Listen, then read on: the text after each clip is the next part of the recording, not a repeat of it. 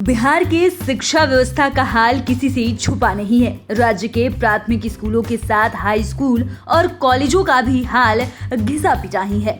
कॉलेजों में शिक्षकों के साथ साथ छात्र छात्राओं की उपस्थिति पर भी सवाल उठते रहे हैं। मुजफ्फरपुर में हिंदी के शिक्षक प्रोफेसर ललन कुमार से जुड़े मामले ने शिक्षा व्यवस्था पर कई सवाल खड़े कर दिए हैं। इससे बिहार सरकार के उस शिक्षा की जमकर आलोचना हुई थी।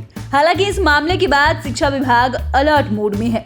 इस मामले के बाद शिक्षा विभाग ने तय किया है कि अब छात्र छात्राओं की हाजिरी बायोमेट्रिक तरीके से बनवाई जाए। आपको बता दें कि कॉलेजों में शिक्षकों की हाजिरी बायोमेट्रिक तरीके से बनवाने की पहल कई वर्ष पहले भी की गई थी, लेकिन अभी तक ये कामयाब नहीं हो पाई है। हालांकि शिक्षा विभाग ने इस बार फैसला लिया है कि जनवरी माह से छात्र छात्राओं की हाजिरी बायोमेट्रिक तरीके से बनवाई जाएगी। इसको लेकर शिक्षा विभाग के मुख्य अपर सचिव दीपक कुमार ने सभी कुलाधिपति के प्रधान सचिव को पत्र भी भेज दिया है। उन्होंने ये आग्रह भी किया है कि कुलाधिपति के स्तर से भी कुलपतियों को मार्गदर्शन दिया जाए ताकि इसका क्रियान्वयन त्वरित गति से हो सके।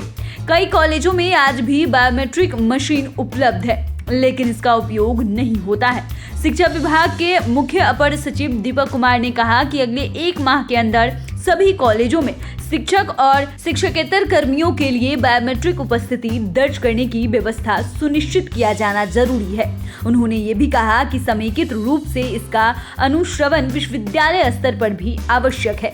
आपको बता दें कि बायोमेट्रिक हाजिरी के आधार पर ही शिक्षकों को वेतन की राशि दी जाएगी। कई कॉलेजों में आज भी बायोमेट्रिक मशीन उपलब्ध है, लेकिन इसका उपयोग नहीं होता है। शिक्षकों की उपस्थिति को सुचारू बनाने के लिए शिक्षा विभाग के मुख्य अपर सचिव दीपक कुमार ने कुलाधिपति को कई अन्य सुझाव भी भेजे हैं। उन्होंने अपने सुझाव में लिखा है कि कॉलेजों में सभी कक्षाएं चले, इसके लिए एक ऐप के माध्यम से अनुश्रवण की व्यवस्था लागू की जा सकती है। इस संबंध में कुलपतियों के सुझाव के आधार पर समेकित रूप से ऐप बनाने की कार्रवाई करनी चाहिए। व्याख्याताओं की कमी को पूरा करने का निर्देश विभाग द्वारा विश्वविद्यालय सेवा आयोग को दिया गया है। तब तक अतिथि व्याख्याताओं के माध्यम से और प्री रिकॉर्डेड लेक्चर के जरिए इस कमी को पूरी किया जा सकता है। छात्र छात्राओं की उपस्थिति के आधार पर ही उन्हें परीक्षा में बैठने की अनुमति मिलेगी।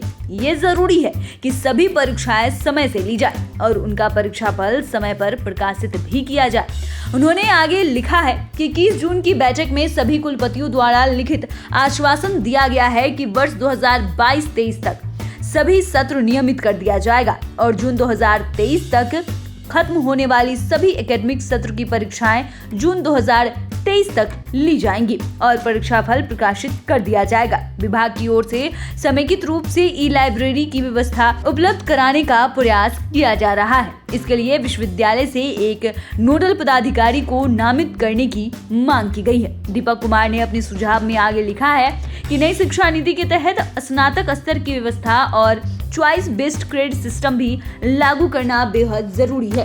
पटना विश्वविद्यालय में ये व्यवस्था वर्ष 2022-23 के एकेडमिक सत्र से लागू की जा रही है और शेष सभी विश्वविद्यालयों से अपेक्षा है कि वर्ष 2023 के प्रारंभ में होने वाले सत्र में इसे लागू कर दिया जाए। तो फिलहाल के लिए इतना ही। डेस्क से राजकमल की रिपोर्ट। अगर आपने अभी तक चैनल को सब्सक्राइब नहीं किया है तो सब्सक्राइब कर ले।